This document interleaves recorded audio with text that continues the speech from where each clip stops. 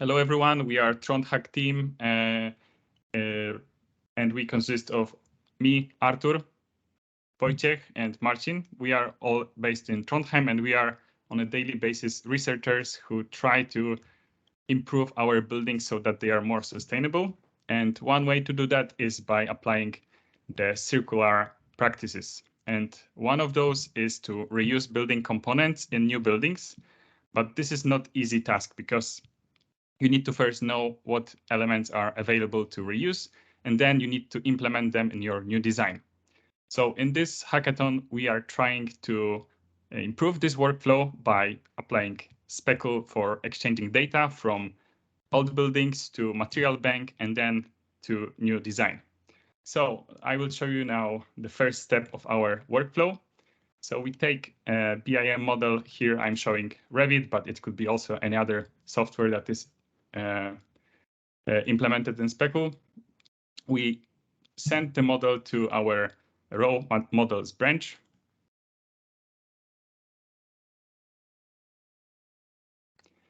And then we have a Rhino script that is trying to see if there are any new models coming to the branch.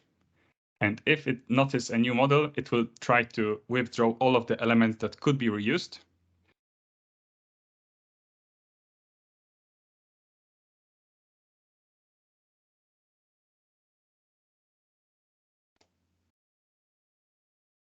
Now you can see Speckle received new elements.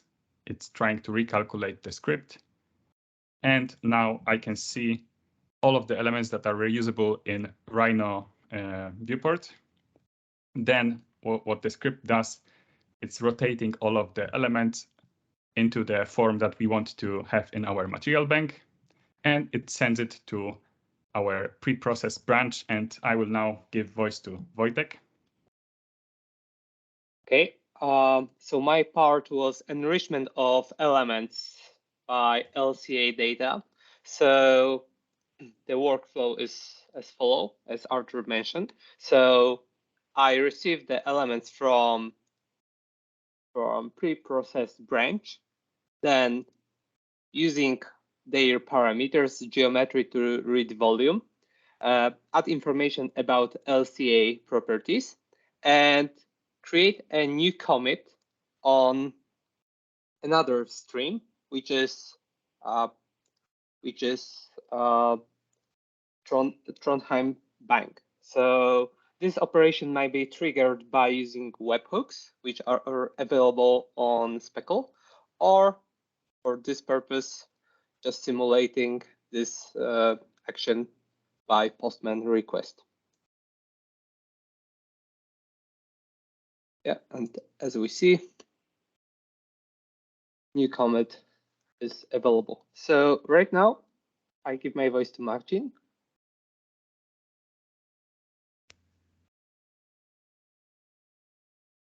Okay, so once the stream is ready, we can receive the data bank, the material bank, and we can combine it in the methodology of designing new structures. So we have a small example here, which is generally visible with the yellow lines. It's a very simple structure, but the whole idea is to test the methodology. So in fact, what we will be doing is we will take received elements from the Speckle with the material bank. We'll try to optimize usage of the elements in the data bank. Let's see, we can preview it here. This is all of the elements from the Speckle, from the material bank. And now we'll try to find the best mapping between the structure which we are designing with the material bank. So in fact, we were using just the genetic optimization to minimize some rank, which was, sorry, I will just turn on also the link between the elements, and also the more darker color are those elements which are used.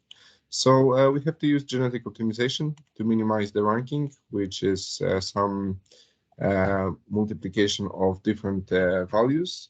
And after some iteration, we will see that the genetic optimization is finding the good or relevant solution.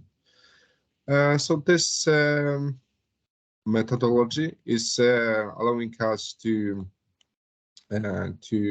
optimize the usage of the elements from the material bank and minimize the waste, and also involve in such a methodology the LCA and the structural behavior of the building. Yeah, so thank you.